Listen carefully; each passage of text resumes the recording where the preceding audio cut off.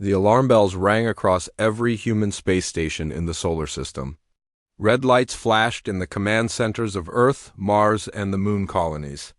Something big was coming through the darkness of space, and it was not friendly, Commander. Jake Morrison stood on the bridge of the UES Defiant, watching the radar screens with growing concern. The numbers kept climbing. First 100 ships, then 500, then 1,000.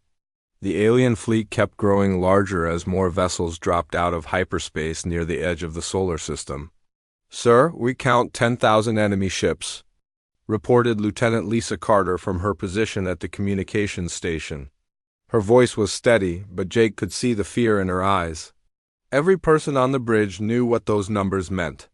The human fleet had only 200 ships, and most of them were converted mining vessels and research craft. Jake looked at the massive display screen showing the alien formation.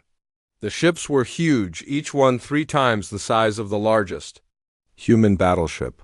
They moved in perfect formation like a school of deadly fish swimming through the void. Their hulls were dark gray, almost black, with strange symbols glowing red along their sides. "Any word from Earth Command?" Jake asked. "Yes, sir. President Collins has authorized full military response. All civilian ships are to evacuate to the outer colonies immediately," Lisa replied. Jake nodded. It was the right call, but everyone knew it would not be enough. The alien fleet was simply too large. He had seen the intelligence reports about other worlds that had faced similar invasions. None of them had survived. The communication screen flickered to life, and Jake found himself looking at something that made his blood run cold. The alien creature on the screen was tall and thin, with gray skin that looked like old leather. Its eyes were bright red, and when it spoke, Jake could see rows of sharp teeth. "Humans of Earth," the creature said in perfect English, though its voice had a strange hissing quality. "I am Admiral Kekstara of the Zephyrian Empire. Your world has been selected for conquest and your species for subjugation. You will surrender your weapons and prepare for processing. Any resistance will result in the complete destruction of your civilization." Jake looked around the bridge at his crew. They were all young, most of them barely out of the academy. They had trained for this moment, but training was different from facing the real thing. Still, he saw determination in their faces, not surrender. "This is Commander Jake Morrison of the United Earth Defense Force," he replied. "We appreciate your offer, but we'll have to decline. Earth is not for sale, and neither are we." The alien admiral tilted its head, as if confused by the response. "You have 200 primitive vessels against our fleet of 10,000 advanced warships. Your technology is centuries behind ours. Your resistance is pointless." "Maybe," Jake sighed, "but we're going to resist anyway. That's what humans do." The alien cut the transmission without another word. Jake turned to his crew, knowing that the next few minutes would determine the fate of humanity. "All stations, prepare for battle," he ordered. "Contact all ships in the fleet. Tell them we're going to show these aliens what humans are made of." "Captain," Amy Rodriguez appeared on the communication screen from the UES Guardian. "Jake, we're ready to fight, but we need a plan.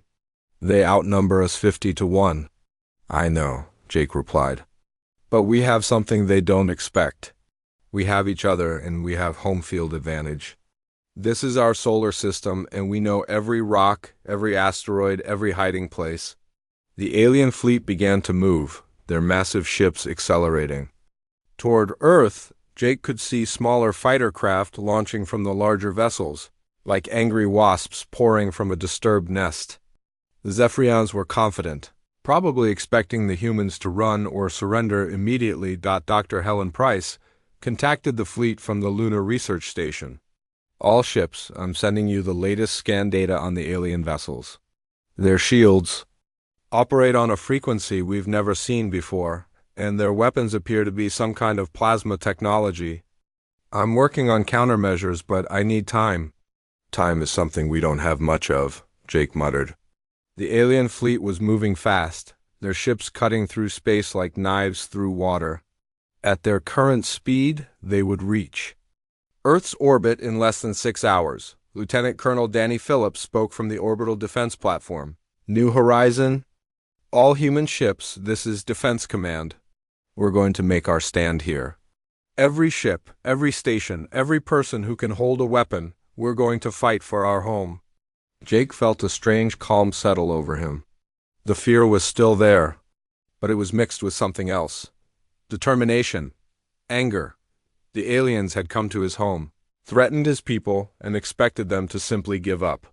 They were about to learn that humans did not give up easily. The first alien fighters reached the outer defense perimeter. Human ships moved to intercept them, their weapons blazing in the darkness. The battle for Earth had begun, and despite the impossible odds, Jake Morrison smiled. The aliens might have superior technology and numbers, but they had made one critical mistake. They had picked a fight with humanity. The first wave of alien fighters swept toward the human defense line like a silver storm. Admiral Kexthara watched from his command ship, confident that this would be over quickly. His scans showed the human vessels were using primitive nuclear weapons and basic energy shields. Their ships were small, poorly armed, and completely outmatched. "Begin the attack," he ordered his fleet commanders. "Show them the power of the Zephyrian Empire." Lieutenant Colonel Danny Phillips gripped the command chair on the orbital platform. New Horizon as the alien fighters approached. He had fought in 3 different wars on Earth, but nothing had prepared him for this moment. The enemy ships were moving faster than anything he had ever seen. "All stations, hold your fire until they're in range," he commanded. "Make every shot count." The first alien plasma bolts lit up the darkness. They struck the outer defense satellites, turning them into clouds of burning metal. The human ships returned fire, but their weapons seemed to bounce off the alien shields like raindrops on glass. Captain Amy Rodriguez watched from the bridge of the UES Guardian as her missiles exploded harmlessly against an alien fighter. "Danny, our weapons aren't working. Their shields are too strong." "Pull back to the second defense line," Danny ordered. "All ships, fall back to Mars orbit." The human fleet began to retreat, their ships turning away from the advancing alien force. To Admiral Kexthara, it looked exactly like what he expected. The primitive humans were running in fear, just like every other species his empire had conquered. "Pursue them," he commanded. "Don't let any escape." But the retreat was not what it seemed. Dr. Helen Price sat in her laboratory on the Lunar Research Station, surrounded by screens showing data from the battle. Every human ship was recording everything they could about the alien technology. Every weapon blast, every shield activation, every movement was being analyzed and stored. "I'm getting it," she whispered to her assistant, Dr. Kevin Walsh. "Their shield frequency is cycling every 30 seconds. Their plasma weapons use a specific energy signature. Send this data to all ships immediately." Captain Rick Taylor commanded. A converted mining ship called the Iron Horse. His vessel had been hauling asteroids just a week ago, but now it was part of humanity's last defense. When the data from Dr. Price reached his ship, he called his chief engineer, Kate Williams. "Kate, can you modify our mining lasers using this frequency data?" he asked. Kate studied the information on her screen.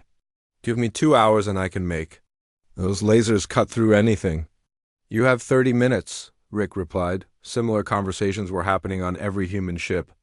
Engineers like Tony Baker on the UES Defender and Maria Santos on the orbital shipyard were working frantically to modify weapon systems. They were using the aliens' own technology against them. Adapting and changing faster than anyone thought possible, the alien fleet continued to advance. Chasing the retreating humans toward Mars, Admiral Kexthara felt satisfaction as his ships destroyed the few human vessels that couldn't keep up with the retreat. Everything was going according to plan. "Sir, we've lost contact with reconnaissance." "Squadron 7, reported his communications officer. "Probably destroyed by debris," Kexthara replied without concern. "Continue the pursuit." But Reconnaissance Squadron 7 had not been destroyed by debris. They had been captured by Captain Lisa Reynolds and her crew aboard the stealth ship UES Shadow. The small human vessel had been invisible to alien sensors. And now they were stripping the captured fighter apart, learning everything they could about Zephyrian technology. "Send everything we find to Earth Command," Lisa ordered her team. "Every circuit, every piece of metal, every drop of fuel. We need to know how these things work." The chase continued for 6 hours. The alien fleet pushed deeper into the solar system. Following the human ships toward Mars, they destroyed several more human vessels. But Admiral Kexthara noticed something strange. The humans were not panicking. They were retreating in good order, almost as if they had planned this withdrawal. "Something is wrong," he told his second-in-command. "They're too organized for a defeated fleet." His concerns proved correct when the human fleet reached Mars orbit. Instead of continuing to run, they suddenly turned and attacked. But this time, their weapons were different. The plasma bolts that had bounced off alien shields now cut through them like hot knives through ice. Captain Amy Rodriguez smiled as her modified missiles struck an alien cruiser and watched it explode. "All ships, this is Guardian. The new weapons work. Repeat, the new weapons work." The tide of battle began to shift. Human ships that had been running in defeat now fought with deadly precision. They used tactics the aliens had never seen before, striking fast and disappearing before the enemy could respond. Lieutenant Commander Paul Martinez coordinated the defense of the Mars colonies from his command station. He watched as human fighters darted between the larger alien ships, using their smaller size and superior maneuverability to avoid return fire. "They're learning," he reported to Earth Command. "The aliens are adapting their tactics, but we're adapting faster." Admiral Kexthara stared at his tactical display in growing alarm. He had lost 12 ships in the last hour, more than he had lost in the conquest of 3 entire star systems. The humans were using their own weapons against them, and somehow doing it better than the Zephyrians themselves. "How is this possible?" he demanded. "No species adapts this quickly." But humans had been adapting for thousands of years. Every war, every conflict, every challenge had taught them to overcome obstacles that seemed impossible. They had learned to take the enemy's strength and turn it into their own weapon. The real battle was just beginning. The second day of battle brought new horrors for the Zephyrian fleet. Ships that should have been destroyed were somehow fighting back with weapons that cut through alien armor like paper. Admiral Kexthara stood on his command bridge, watching his tactical display with growing fear. "Report," he demanded from his communications officer. "We have lost 47 ships in the last 12 hours, sir. The humans have modified their weapons using our own technology. They are also using tactics we have never encountered before." Kexthara slammed his fist on the command console. "How are they learning so fast? It took our engineers decades to develop these weapons." The answer was simple, though the admiral could not understand it. Humans had been fighting wars for thousands of years. They had learned to adapt quickly or die. Every human ship captain, every engineer, every soldier knew that survival meant learning from the enemy and doing it faster than the enemy could learn from them. Captain Rick Taylor sat in his converted mining ship, the Iron Horse, watching his crew work with captured alien technology. His chief engineer, Kate Williams, had torn apart 3 alien fighters and rebuilt their weapon systems in just 8 hours. "How does it work?" Rick asked, looking at the strange new weapon mounted on his ship. "It's actually simple," Kate replied. "Their plasma weapons use focused energy bursts, but they made them too complicated. We stripped out all the extra parts and made them twice as powerful," Rick smiled. "Leave it to humans to improve alien technology by making it simpler." The Iron Horse was not alone. Across the human fleet, engineers were working miracles. Tony Baker had modified his ship's engines using alien power cores. Maria Santos had created new shield generators that were stronger than anything the Zephyrians had ever seen. Every human ship was becoming deadlier by the hour. Commander Jake Morrison coordinated the human fleet from the UES Defiant. He had divided his forces into small groups that struck the alien fleet from multiple directions. The aliens were used to fighting large battles with organized formations. They did not know how to handle small groups of ships that appeared from nowhere, attacked and disappeared. Medi, take your squadron and hit their left flank, Jake ordered through the communication system. Paul, you take the right side. Amy, your group will attack from below. Commander Betty Johnson led her fighter squadron toward the alien fleet.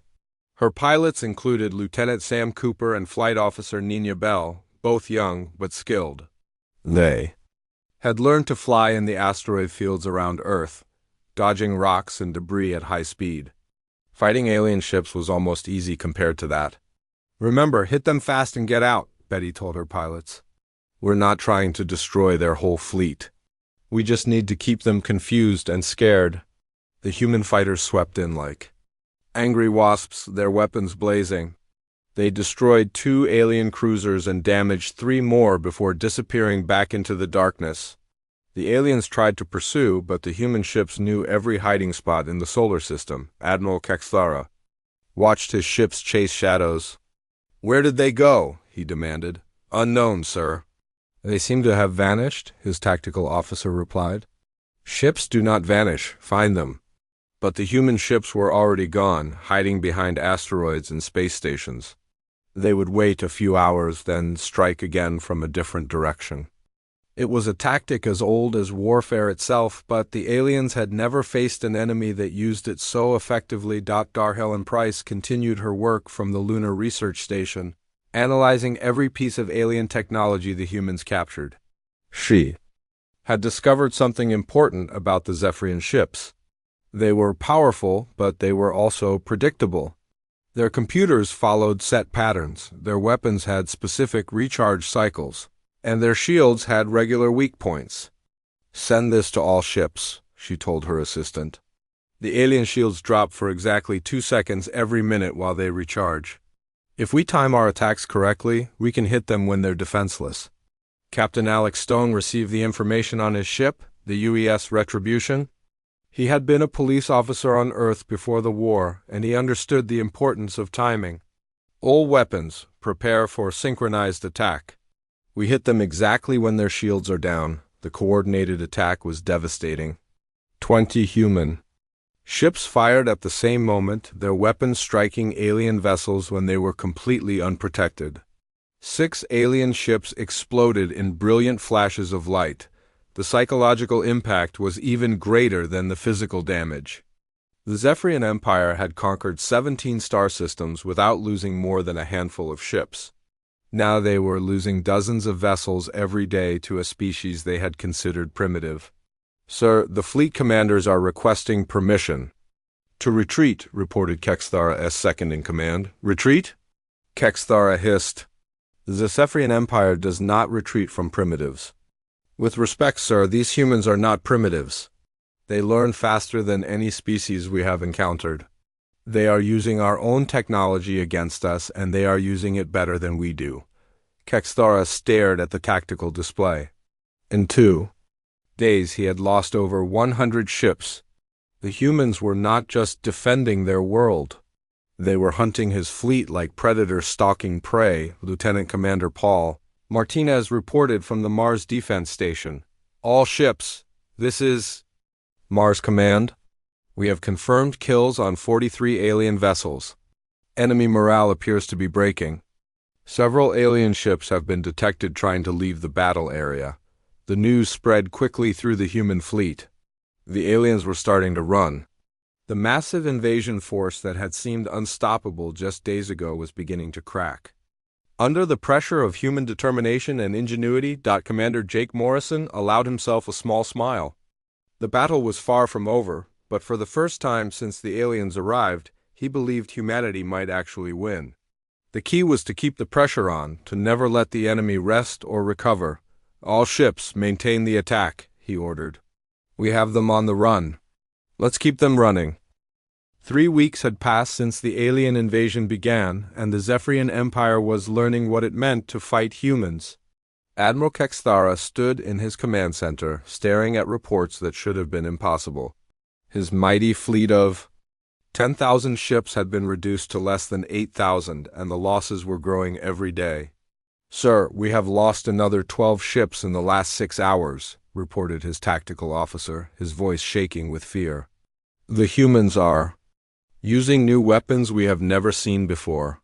They appear to be made from our own technology, but they are more powerful than anything we have. Kexthura crushed the report in his clawed hand. How is this possible? We are the most advanced military force in the galaxy. These humans should have been conquered in days. The truth was that humans had turned the invasion into a nightmare for the aliens. Every destroyed Zephyrian ship became raw material for human engineers. Every captured weapon became the basis for a new human design. Every alien tactic was studied, understood, and countered within hours. Commander Betty Johnson led her fighter squadron through the asteroid belt, hunting for alien ships that tried to hide among the rocks. Her pilots had become experts at this deadly game of hide-and-seek. Lieutenant Sam Cooper spotted an alien cruiser trying to use a large asteroid as cover. "Target acquired," Sam reported.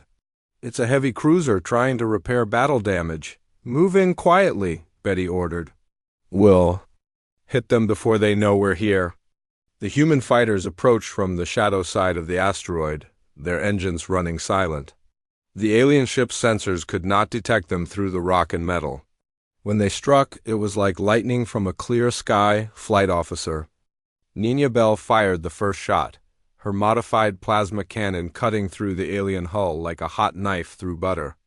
The other fighters followed, their weapons tearing the enemy ship apart in seconds.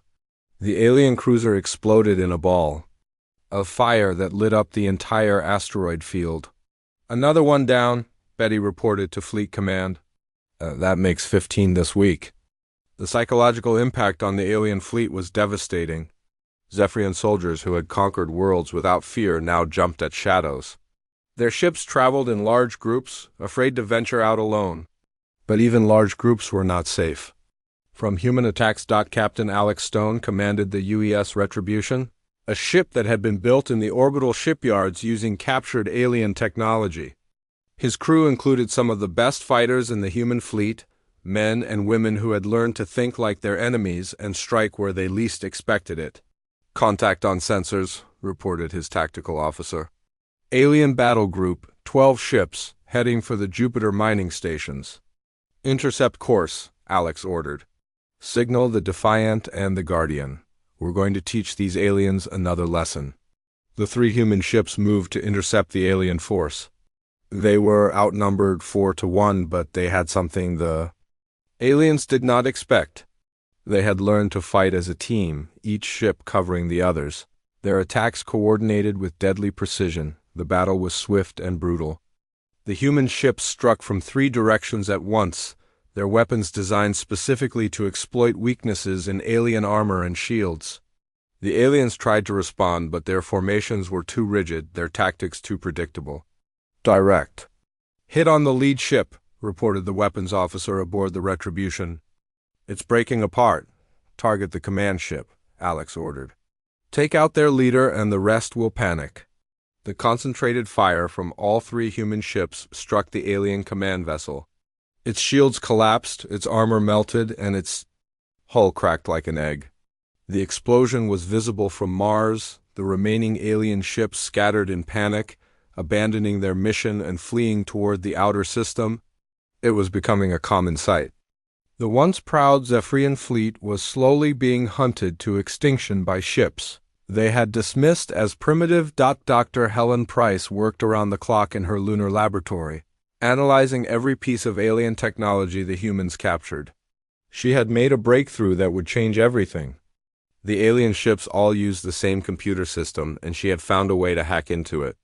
"I can access their navigation systems," she told Commander Jake Morrison through a secure channel. "I can see where every alien ship is located, what their mission is, even what their fuel levels are." "Can you interfere with their systems?" Jake asked. "Better than that," Helen replied with a smile. "I can make their own ships turn against them." The first test came when a group of alien fighters attacked a human transport convoy. Suddenly, half the alien ships began firing on the other half. The confused aliens tried to understand what was happening, but their own computers had been turned against them. "This is incredible," reported Captain Rick Taylor from the Iron Horse. The aliens are shooting each other. Their own ships are attacking them. The hack spread through the alien fleet like a virus. Ships that had been hunting. Humans suddenly found themselves fighting their own allies. Navigation systems failed, weapons turned on friendly targets, and shields collapsed at critical moments. Admiral Kexthara watched. His fleet tear itself apart and realized that he was facing something he had never encountered before. The humans were not just fighting back, they were winning. His advanced technology, his superior numbers, his centuries of military experience meant nothing against an enemy that refused to follow the rules of war. "Sir, we are receiving surrender requests from 17 of our ships," reported his communications officer. "They are requesting permission to withdraw from the battle." "Denied," Kexthara snarled. "The Zephyrian Empire does not surrender." But his words rang hollow.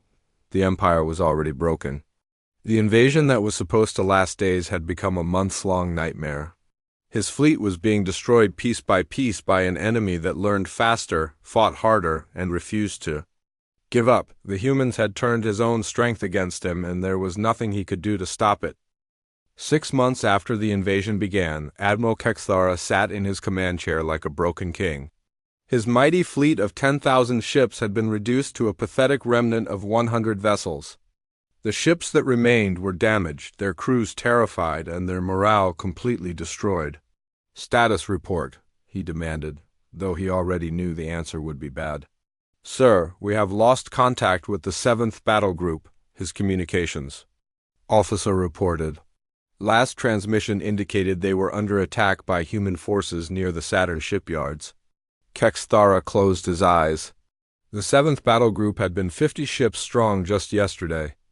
Now they were gone, probably destroyed or captured by the relentless human forces that seemed to be everywhere at once. "How many ships do we have left?" he asked, though he dreaded the answer. 97 functional vessels, sir. Many of those are severely damaged and low on fuel." The admiral looked at his tactical display, showing the scattered remains of what had once been the greatest invasion fleet in galactic history. The humans had not just defeated them. They had destroyed them so completely that the very idea of Zephyrian military superiority was now a joke. Commander Jake Morrison stood on the bridge of the UES Defiant, watching the final phase of the battle unfold. Human ships were systematically hunting down the last alien vessels, forcing them toward the edge of the solar system. The once mighty invasion force was now running for their lives. "Sir, we have the remaining alien ships surrounded," reported Captain Amy Rodriguez from the Yuza Guardian. "They're trying to reach the hyperspace jump point, but we have ships blocking all escape routes." "Good," Jake replied. "But let some of them escape. We want them to carry the message back to their empire. We want everyone in the galaxy to know what happens when you attack Earth." The strategy was working perfectly. The humans had learned that sometimes letting a few enemies escape was more valuable than destroying them all. Fear was a weapon, and the survivors would spread that fear throughout the galaxy. Captain Alex Stone commanded the final assault on the alien fleet. His ship, the UES Retribution, had been built entirely from captured alien technology, but it was far superior to anything the Zephyrians had ever created. Human engineers had taken their advanced systems and made them better, faster, and more deadly. "All ships, this is Stone," he announced over the fleet communications. "The aliens are making their final run for the jump point. Don't let them think they can just leave after what they've done to our people." The human fleet moved like a pack of wolves, surrounding the fleeing aliens and picking them off one by one. Ships that had once terrorized entire star systems now exploded like fireworks against the cold darkness of space. Dr. Helen Price watched the battle from her lunar laboratory, still amazed by what humanity had accomplished. 6 months ago, she had been a simple research scientist studying alien signals. Now, she was the architect of the most sophisticated hacking system in the galaxy, capable of turning any alien computer system against its owners. "The last group is making their jump," she reported to the fleet commanders. "I count 99 ships escaping to hyperspace." 99 out of 10,000, Jake Morrison said quietly. I think we've made our point. The battle was over. The greatest invasion. Fleet in galactic history have been reduced to less than 1% of its original strength. The aliens who escaped would carry tales of human ferocity and ingenuity back to their empire, and those tales would spread throughout the galaxy. Admiral Kextara sat in his flagship as it limped toward the hyperspace jump point, his mind struggling to understand what had happened. His empire had conquered 17 star systems without significant resistance. They had faced species with advanced technology, superior numbers, and strong defenses. None of them had lasted more than a few weeks, but the humans were different. They did not just fight back. They learned from every battle, adapted to every new situation, and turned every defeat into a lesson that made them stronger. They had taken his own weapons and made them better. They had studied his tactics and found ways to counter them. They had even turned his own ships against him. "Sir, we are ready to jump," reported his navigation officer. "Do it," Kexthara ordered. "Get us out of this cursed system." As the alien ships disappeared into hyperspace, the human fleet began the long process of cleaning up the battlefield. Thousands of wrecked alien vessels floated in space, their hulls torn open and their crews long dead. It would take years to salvage all the technology, but every piece would be studied and used to make humanity stronger. Commander Jake Morrison addressed the entire human fleet from the bridge of the Defiant. "Today we have shown the galaxy that humanity will not be conquered. We have taken the best the aliens had to offer and thrown it back in their faces. But this is just the beginning." He paused, looking out at the stars that no longer seemed so distant or dangerous. "Out there, among those stars, there are other species that need our help. There are worlds under the boot of empires like the Zephyrians. It's time we took our place in the galaxy, not as conquerors, but as protectors." The war was over, but humanity's journey among the stars was just beginning. The species that had once been confined to a single world was now ready to take its place as one of the galaxies. Great powers. The aliens had come to Earth with 10,000 ships, expecting easy conquest. They left with 99 ships and a lesson they would never forget. Humanity had announced its arrival on the galactic stage, and the announcement had been written in the wreckage of alien fleets. The galaxy would never be the same.